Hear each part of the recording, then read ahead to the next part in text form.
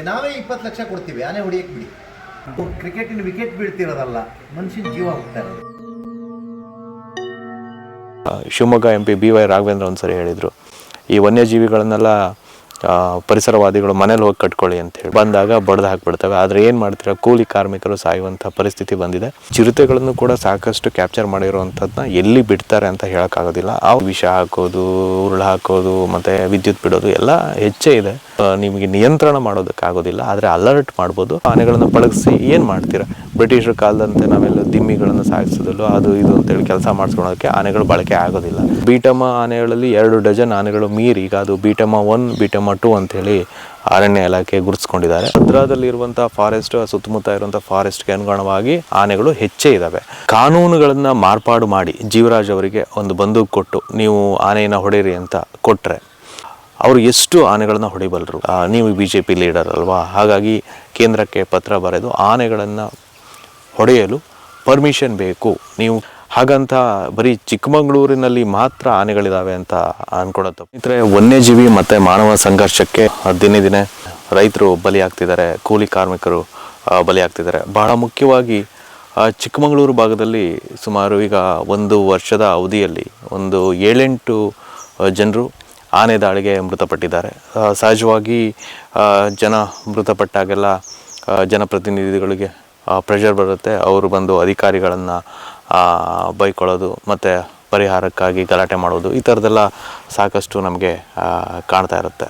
ಚಿಕ್ಕಮಗಳೂರಿನ ಬಾಳೆಹೊನ್ನೂರು ಸಮೀಪದಲ್ಲಿ ಮತ್ತೊಬ್ಬ ಕೂಲಿ ಕಾರ್ಮಿಕ, ಅದು ಕೂಡ ಹಾವೇರಿ ಮೂಲದವರು, ಕೂಲಿಗಾಗಿ ಬಂದಂಥವರು ಇಲ್ಲಿ ಕಾಫಿ ತೋಟಗಳಿಗೆ ಆನೆ ದಾಳಿಗೆ ತುತ್ತಾಗಿದ್ದಾರೆ. ಯಲ್ಲಪ್ಪ ಅಂಥೇಳಿ ಒಂದು 45-50 ವರ್ಷ ಪಾಪ ಕೂಲಿಗೆ ಬಂದವ್ರನ್ನ ಒಂದು ಆನೆ ಬಡಿದು ಹಾಕಿದೆ.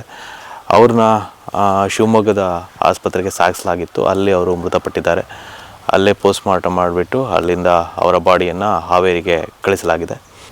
1 ವರ್ಷದ ಅವಧಿಯಲ್ಲಿ ಚಿಕ್ಕಮಗಳೂರು ಭಾಗದಲ್ಲಿ ಸುಮಾರು 7-8 ಜನರು ಆನೆ ದಾಳಿಗೆ ಮೃತಪಟ್ಟಿದ್ದಾರೆ. ಜನಪ್ರತಿನಿಧಿಗಳು ಮತ್ತು ವಿರೋಧ ಪಕ್ಷದ ನಾಯಕರು ಇವರೆಲ್ಲರಿಗೂ ಕೂಡ ಜನರ ಒಂದು ಆಕ್ರೋಶಕ್ಕೆ ದನಿಯಾಗಿ ಅಧಿಕಾರಿಗಳ ಮೇಲೆ ಹರಿಹಾಯ್ತಿರುವಂತಹ ದೃಶ್ಯಗಳು ಕಂಡುಬಂದಿದೆ.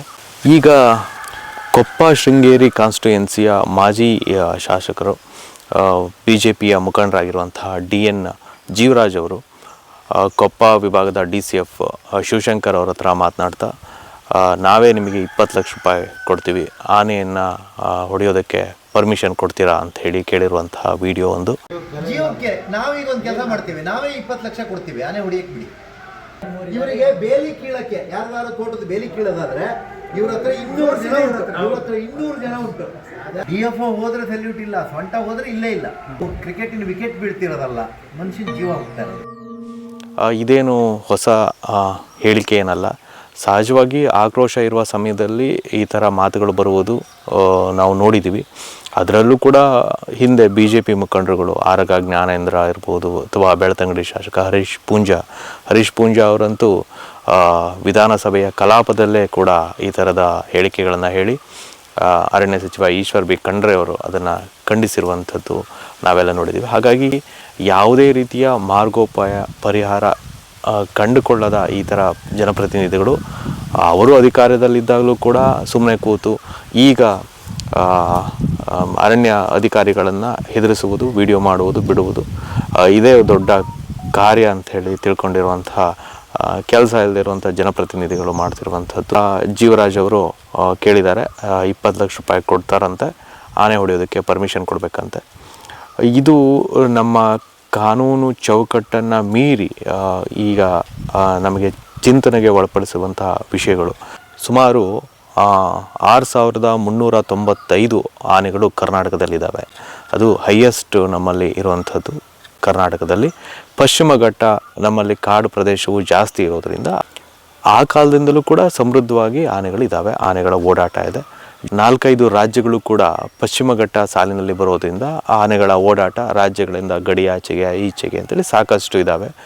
ಹಾಗಂತ ಬರೀ ಚಿಕ್ಕಮಗಳೂರಿನಲ್ಲಿ ಮಾತ್ರ ಆನೆಗಳಿದ್ದಾವೆ ಅಂತ ಅಂದ್ಕೊಳ್ಳೋ ತಪ್ಪು. ಪಶ್ಚಿಮ ಘಟ್ಟದಲ್ಲಿ ಎಲ್ಲ ಜಿಲ್ಲೆಗಳಲ್ಲೂ ಕೂಡ ಈ ಸಮಸ್ಯೆ ಇದೆ. ಚಾಮರಾಜನಗರ ಇರ್ಬೋದು, ಹಾಸನ ಇರ್ಬೋದು, ಮೈಸೂರು ಭಾಗದ ಕೆಲವೆಡೆ ಇರ್ಬೋದು, ದಕ್ಷಿಣ ಕನ್ನಡದಲ್ಲಂತೂ ಸುಳ್ಯ, ಕಡಬ ಈ ಭಾಗದಲ್ಲಂತೂ ಪ್ರತಿದಿನ ಆನೆಗಳು ಹಾವಳಿ, ಜನರು ಬೇಸತ್ತು ಹೋಗ್ಬಿಟ್ಟಿದ್ದಾರೆ. ಅಲ್ಲಿ ETF ಕೂಡ ಇಲ್ಲ.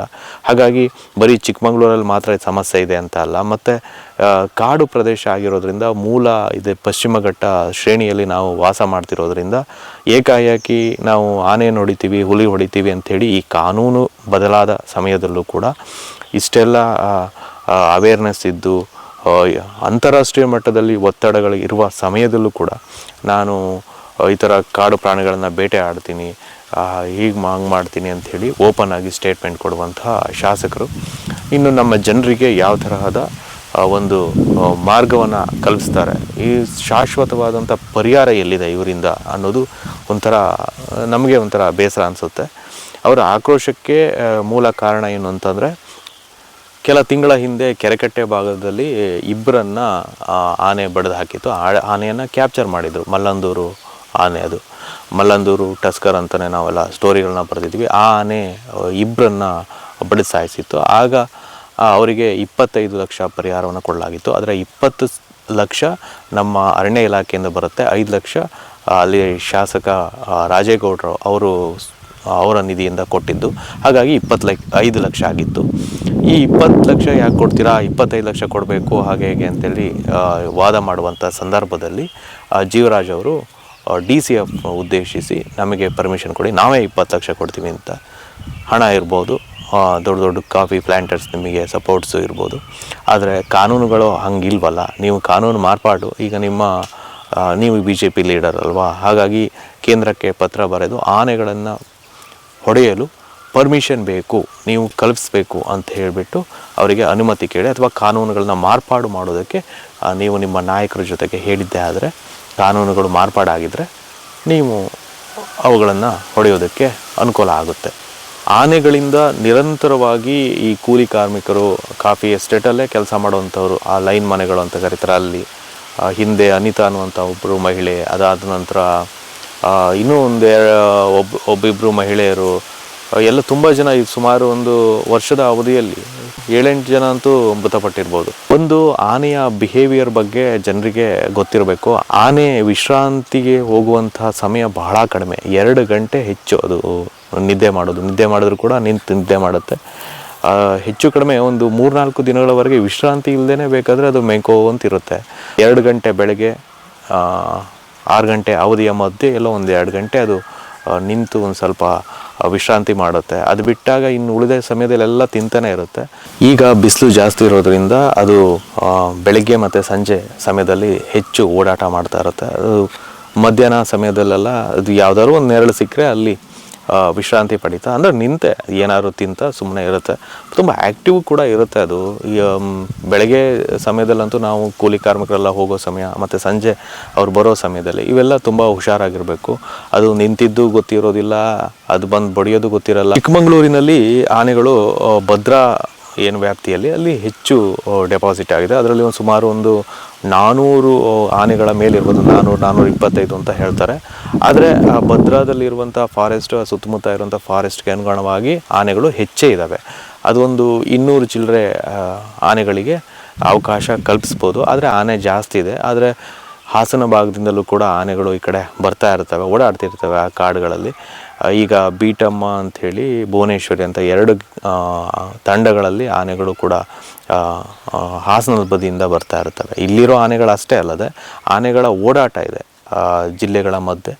ಬೀಟಮ್ಮ ಆನೆಗಳಲ್ಲಿ 2 ಡಜನ್ ಆನೆಗಳು ಮೀರಿ ಈಗ ಅದು ಬೀಟಮ್ಮ 1, ಬೀಟಮ್ಮ 2 ಅಂಥೇಳಿ ಅರಣ್ಯ ಇಲಾಖೆ ಗುರುತಿಸ್ಕೊಂಡಿದ್ದಾರೆ. ಪ್ರತಿಯೊಂದು ಆನೆ ಹಿಂಡಿನಲ್ಲೂ ಕೂಡ ಮರಿಗಳಿರ್ತವೆ. ಮರಿಗಳಿರಬೇಕಾದ್ರೆ ಬಹಳ ಕಷ್ಟ, ಆನೆಗಳು ದಾಳಿ ಮಾಡ್ತವೆ. ಹಾಗಾಗಿ ಆನೆಗಳಿಗೆ ಸಂತತಿ ನಮ್ಮಲ್ಲಿ ಜಾಸ್ತಿನೇ ಇದೆ, ಚೆನ್ನಾಗಿದೆ. ಆದರೆ ಅಷ್ಟು ಕಾಡು ಇಲ್ಲ. ಈಗ ನೋಡಿ, ಆನೆಗಳನ್ನು ಬಂದು ಕ್ರಾಲಲ್ಲಿ ಹಾಕಿ ಪಳಗಿಸ್ತೀವಿ ಅಂದರೆ ಅಲ್ಲಿ ಕ್ರಾಲಲ್ಲಿ ಎಲ್ಲ ಕ್ರಾಲ್ಗಳಲ್ಲೂ ಕೂಡ ಆನೆಗಳು ಗಾಯಗೊಂಡಿರುವಂಥವೇ ಕಾಣ್ತವೆ. ಅಲ್ಲಿ ವೈದ್ಯರು ಇಲ್ಲ, ಇಲ್ಲಿ ಸಮರ್ಪಕವಾಗಿ ಇಲ್ಲ. ಮತ್ತು ಎಷ್ಟು ಆನೆಗಳನ್ನು ಪಳಗಿಸಿ ಏನು ಮಾಡ್ತೀರ? ಹಿಂದೆ ಬ್ರಿಟಿಷರ ಕಾಲದಂತೆ ನಾವೆಲ್ಲ ದಿಮ್ಮಿಗಳನ್ನು ಸಾಗಿಸೋದು ಅದು ಇದು ಅಂತೇಳಿ ಕೆಲಸ ಮಾಡಿಸ್ಕೊಳ್ಳೋಕ್ಕೆ ಆನೆಗಳು ಬಳಕೆ ಆಗೋದಿಲ್ಲ. ಅವುಗಳು ಕೂಡ ಅಲ್ಲಿ ಸುಮ್ಮನೆ ಮಾವುದ್ರು, ಕಾವಾಡಿರೋರು ಸುಮ್ಮನೆ ಗಲಾಟೆಗೆ, ಅವರ ಗುಂಪುಗಳಿಗೆ, ಘರ್ಷಣೆಗಳಿಗೆ ಕಾರಣ ಆಗ್ತಾ ಇದ್ದಾವೆ. ಸುಮ್ಮನೆ ಅಲ್ಲಿ ಬಾಲ ಕಿತ್ತಿದ್ರು, ಅಲ್ಲಿ ತಿವಿದ್ರು, ಇಲ್ಲಿ ತಿವಿದ್ರು, ಅದು ಗಾಯ ಆಯಿತು, ವೈದ್ಯರಿಗೆ ಇನ್ನೊಂದಿಷ್ಟು ಮೆಡಿಸಿನ್ ಹಾಕಿ ಈ ಥರ ಬರೀ ನಾವು ಆ ಕ್ರಾಲ್ಗಳಿಗೆ ತಗೊಬಂದು ಪಳಗ್ಸೋಕ್ಕೆ ಆಗೋದಿಲ್ಲ. ಹಿಡಿಯೋಕ್ಕೆ ಈಗ ಪರ್ಮಿಷನ್ ಕೊಡ್ಬೋದು. ಈ ಚಿಕ್ಕಮಂಗ್ಳೂರು ಇನ್ಸಿಡೆಂಟಲ್ಲಿ ಹಿಡಿದು ಎಲ್ಲಿ ಸಾಗಿಸ್ತೀರಾ, ಮತ್ತೆ ಯಾವ್ದಾದ್ರು ಒಂದು ಫಾರೆಸ್ಟಿಗೆ ಬಿಡಲೇಬೇಕು. ದಿನಕ್ಕೆ ಒಂದು ಸುಮಾರು 50 ಕಿಲೋಮೀಟ್ರ್ವರೆಗೆ ಸಾಗಬಲ್ಲವು. ಮತ್ತು ಸಾವಿರಾರು ಸ್ಕ್ವೇರ್ ಕಿಲೋಮೀಟರ್ ಅಷ್ಟು ಭೂ ಪ್ರದೇಶದಲ್ಲಿ ಓಡಾಡ್ತಿರ್ತವೆ. ನಿಮಗೆ ಕಾರಿಡಾರು ಅದು ಇದು ಅಂತೇಳಿ ನಿಮಗೆ ಗೊತ್ತಿರ್ಬೋದು. ಅದು ಸಾಫ್ಟ್ ರಿಲೀಸಿಂಗ್ ಸೆಂಟರ್ ಅಂತೇಳಿ ಮಾಡ್ತಿದ್ದಾರೆ. ಅದು ಹಾಸನದಲ್ಲೊಂದು ಆಗಬೇಕಿತ್ತು. ಹಾಸನದಲ್ಲಿ ಏನೋ ಅದಕ್ಕೇನು ಸೂಕ್ತ ಪ್ರದೇಶ ಇಲ್ಲ ಅನಿಸುತ್ತೆ. ಚಿಕ್ಕಮಂಗ್ಳೂರಲ್ಲಿ ಅದಕ್ಕೆ ಸ್ಥಳವನ್ನೆಲ್ಲ ಗುರುತಿಸಿದ್ದಾರೆ. ಅದು ಹೆಚ್ಚು ಅಂದರೆ 20 ಸ್ಕ್ವೇರ್ ಕಿಲೋಮೀಟರ್ಸು ಏನೋ ಇರುತ್ತೆ ಅನಿಸುತ್ತೆ ಅಷ್ಟೇ. ಅಷ್ಟು ಭೂಭಾಗದಲ್ಲಿ ಅವುಗಳಿಗೆಲ್ಲ ಬೇಲಿ ಮಾಡಿಬಿಟ್ಟು ಒಳಗಡೆ ಕೂಡ ಹಾಕ್ತಾರೆ ಅಷ್ಟೇ. ಈಗ ಸೋಲಾರ್ ಫೆನ್ಸಿಂಗ್ ಎಲ್ಲ ಮಾಡ್ತಾರೆ, ಆದರೆ ಅವುಗಳನ್ನು ಕೂಡ ಆನೆಗಳು ಮೀರಿ ಬರುವಂಥದ್ದು ನಾವು ನೋಡಿದ್ದೀವಿ, ವಿಡಿಯೋಗಳಲ್ಲೂ ನೋಡ್ತಿದ್ದೀವಿ. ಹಾಗಾಗಿ ಆನೆಗಳಿಗೆ ಶಾಶ್ವತವಾಗಿ ಪರಿಹಾರ ಅಂತಂದರೆ ಏನೂ ಇಲ್ಲ. ಅವುಗಳ ಜೊತೆಗೆ ಬದುಕೋಕ್ಕಂತೂ ಆಗೋದಿಲ್ಲ, ನಾನು ಮೊದಲೇ ಹೇಳಿದ್ದೀನಿ. ಆದರೆ ಅವೇರ್ನೆಸ್ ಬೇಕು, ಮತ್ತು ನಾವು ಯಾವ ಸಮಯದಲ್ಲಿ ಆನೆ ಓಡಾಡಬೇಕು ಅವುಗಳೆಲ್ಲ ಗೊತ್ತಿರಬೇಕು. ಹಕ್ಕು ಇರುತ್ತೆ, ಖಾತೆ ಆಗಿರುತ್ತೆ, ಎಲ್ಲ ಆಗಿರುತ್ತೆ. ನಮಗೆಲ್ಲ ಈ ಅನಾದಿ ಕಾಲದಿಂದಲೂ ಮಾಡ್ಕೊಂಬರ್ತೀವಿ, ಎಲ್ಲ ಕರೆಕ್ಟ್ ಇದೆ. ಪಕ್ಕಕ್ಕೆ ಒಂದು ಕಾಡಿರುತ್ತೆ, ಆಚೆ ಕಡೆ ಇನ್ನೊಂದು ಕಾಫಿ ಪ್ಲಾಂಟೇಶನ್ ಇರುತ್ತೆ. ಅದು ಓಡಾಡುವ ಜಾಗ ಒಂದು ಕಾಫಿ ಪ್ಲಾಂಟೇಶನ್ ದಾಟಿ ಹೋಗುತ್ತೆ. ಇಲ್ಲಾಂದರೆ ಆಹಾರ ಪದ್ಧತಿಯಲ್ಲೂ ಅದು ಬದಲಾವಣೆ ಆಗಿರೋದ್ರಿಂದ ಆಹಾರಕ್ಕೋಸ್ಕರ ಈಗ ಅದಕ್ಕೇನಾದರೂ ಒಂದು ತಿನ್ನೋಕ್ಕೆ ಹಣ್ಣು ಅದು ಇದು ಅಂದರೆ ವಿಶೇಷವಾದಂಥ ಏನಾದರೂ ಬೇಕಲ್ಲ. ಕಾಡನ್ನು ಮೀರಿ ಅದು ಈ ಕಡೆ ಬರುವಂಥ ಸಾಧ್ಯತೆಗಳಿರುತ್ತೆ. ಆಗ ಅರಣ್ಯ ಇಲಾಖೆಯವರು ಹೇಳ್ತಾರೆ ಸ್ಟಾಫ್ ಇಲ್ಲ ಅಂತ. ಈಗ ETF ಅಲ್ಲಿ 2 ಕಡೆ ಇದೆ, ಬಟ್ ಈ ಬಾಳೆಹೊನ್ನೂರು ಭಾಗದಲ್ಲೂ ಕೂಡ ಇನ್ನೊಂದು ETF ಬೇಕು ಅಂತ ಕೇಳ್ತಿದ್ದಾರೆ. ಈಗಿರೋ ಸ್ಟಾಫ್ಗಳನ್ನೇ ಒಂದೊಂದು ತಂಡ ಮಾಡಿಬಿಟ್ಟು ಅದನ್ನು ಡಿವೈಡ್ ಮಾಡಿಬಿಟ್ಟು ಆನೆಗಳನ್ನ ಕಾಯೋದಕ್ಕೆ ಬಿಡ್ತಾರೆ. ಪ್ರತಿಯೊಂದು ಆನೆಗಳನ್ನು ಕಾಯೋದಕ್ಕಾಗಲ್ಲ.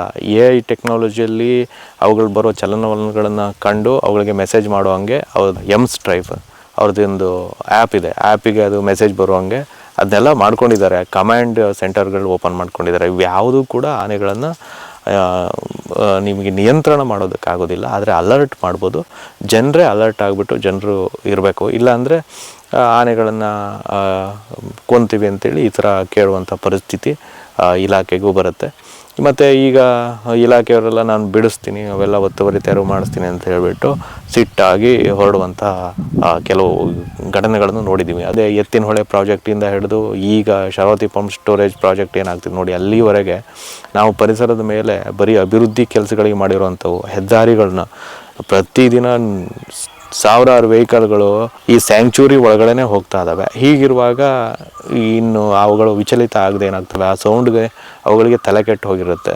ಬಂದಾಗ ಬಡ್ದು ಹಾಕಿಬಿಡ್ತವೆ. ಆದರೆ ಏನು ಮಾಡ್ತೀರಾ, ಕೂಲಿ ಕಾರ್ಮಿಕರು ಸಾಯುವಂಥ ಪರಿಸ್ಥಿತಿ ಬಂದಿದೆ. ನನಗೆ ಈ ಜೀವರಾಜ್ ಅವರ ಹೇಳಿಕೆ ಮೇಲೆ ಏನು ಅಚ್ಚರಿ ಅಂತ ಅನಿಸೋದಿಲ್ಲ. ಸಹಜವಾಗಿ ಸಿಟ್ಟಾಗಿ ಹೇಳಿರ್ಬೋದು, ಆದರೆ ಹಿಂದೆನೂ ಕೂಡ ಶಿವಮೊಗ್ಗ MP BY ರಾಘವೇಂದ್ರ ಒಂದ್ಸರಿ ಹೇಳಿದರು, ಈ ವನ್ಯಜೀವಿಗಳನ್ನೆಲ್ಲ ಪರಿಸರವಾದಿಗಳು ಮನೇಲಿ ಹೋಗಿ ಕಟ್ಕೊಳ್ಳಿ ಅಂತ ಹೇಳಿಬಿಟ್ಟು. ಆಮೇಲೆ ಅಲ್ಲಿ ಮ್ಯಾಂಗ್ಳೂರು ಮೂಲದೊಬ್ಬರು ಎನ್ವಿರಾನ್ಮೆಂಟಲಿಸ್ಟು ತರಾಟೆ ತಗೊಂಡಿದ್ರು. ಜನಪ್ರತಿನಿಧಿಗಳು ಅಜ್ಞಾನವನ್ನು ತುಂಬುವುದಕ್ಕಿಂತ ಮೊದಲು ನಿಮ್ಮ ಸರ್ಕಾರ ಇದ್ದಾಗ ಅಥವಾ ಈ ಕೇಂದ್ರ ಸರ್ಕಾರ ರಾಜ್ಯ ಸರ್ಕಾರ ಇಲ್ಲ ನಮ್ಮಲ್ಲಿ ಡಿಫ್ರೆಂಟ್. ಈಗ ನೋಡಿ, ಅರಣ್ಯ ಅನ್ನೋದು ಎರಡಕ್ಕೂ ಬರುತ್ತೆ. ಕೇಂದ್ರಕ್ಕೆ ಹೆಚ್ಚಿಗೆ ಅಧಿಕಾರ ಇರೋದು. ವನ್ಯಜೀವಿಗಳು ಇರ್ಬೋದು, ಎಲ್ಲ ಪರ್ಮಿಷನ್ನು ನೀವು ನೋಡಿದರೆ ಕೇಂದ್ರದಲ್ಲಿ ಕ್ಲಿಯರಾಗಿ ಬರಬೇಕು ಪ್ರಾಜೆಕ್ಟ್ಗಳೆಲ್ಲ. ನೀವು ಎಲ್ಲ ಪಕ್ಷದವರು ವಿಪಕ್ಷಕ್ಕೆ ಇರ್ಬೋದು ಅಥವಾ ಆಡಳಿತಾರೂಢ ಪಕ್ಷ ಇರ್ಬೋದು, ಎಲ್ಲರ ಜವಾಬ್ದಾರಿಯೂ ಇದೆ.